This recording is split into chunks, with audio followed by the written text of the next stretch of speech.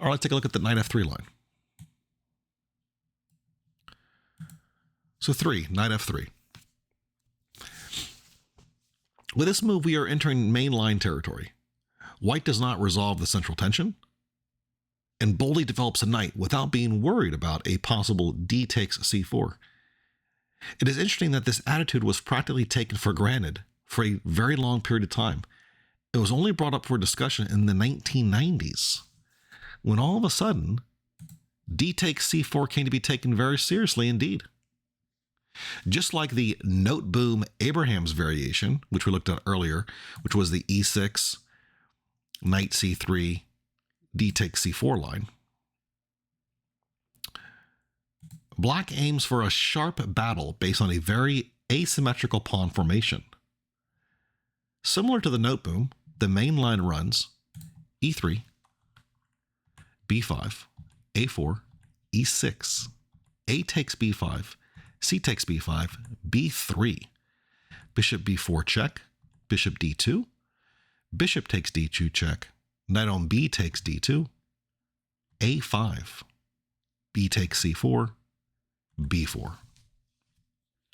Black has saddled his opponent with a strong pawn center while creating two dangerous looking pass pawns for himself on the queen side.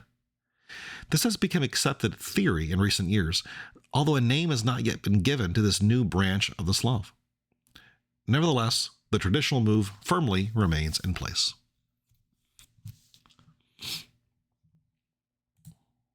Three, knight f6.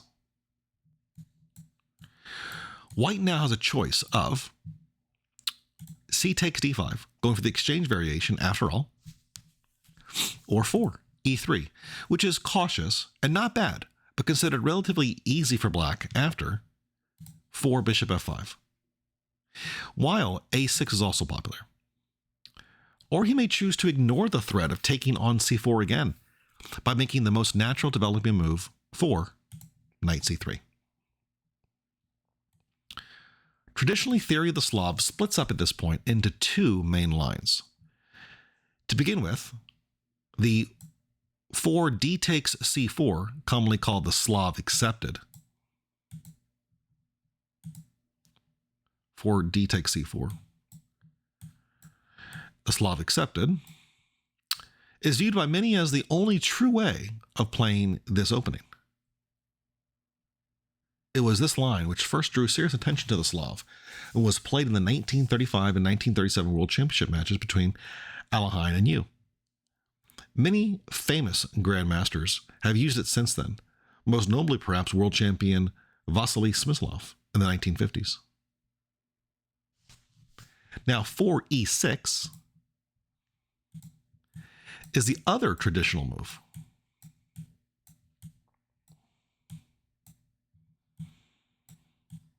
Where we're at. Moved me already. Here we go. e6, the other traditional move.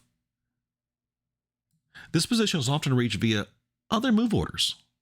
For example, d4, knight f6, c4, e6, knight f3, d5, knight c3, c6. It is called the Semi-Slav, and it is the starting point for some of the most complicated variations of the Queen's Gambit complex has to offer. A list of other moves has to start with 4 a6. This move may look rather silly at first, yet it has been played by some of the world's best players since it had started to become popular in the late 1980s. And in closing in on the two traditional main lines fast. It is closing in on the two traditional main lines fast. It combines many of the characteristic traits of modern chess. It is provocative, flexible, and it is based, although it may not look it at first, on sound positional principles. Black intends to meet the plausible 5e3 with 5b5, then b3, and now bishop g4.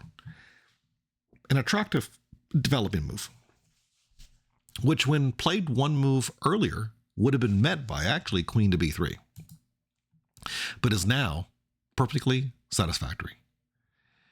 Theory of this very young variation is growing fast, in recent years concentrating mainly, but by no means exclusively, on the logical rejoinder 5c5. Immediate active development of the queen's bishop. Immediate active development of the queen's bishop by means of 4 bishop f5, dubious move, is not good. And it is played very little because white then has 5 c takes d5, c takes d5, queen to b3, when the desirable answer queen to b6 can be met by knight takes d5. Finally, there is g6 to be taken into account.